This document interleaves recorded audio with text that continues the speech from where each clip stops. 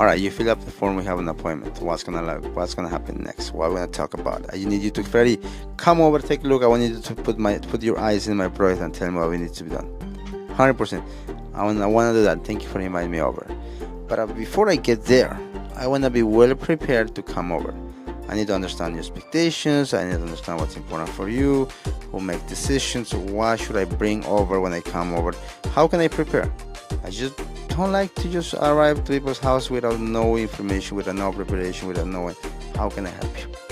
So there's few very important aspects we need to talk on that phone is timeline, budget, expectations, and what is important for you in the contract.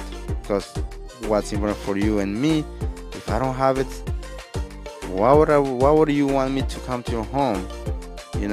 So all these things, you're gonna really get to know me on the phone call. You're gonna need to know who I am, what I stand for, what the service may look like, entire process. I will explain to you warranties and processes and stuff like that, how can I make it easy for you.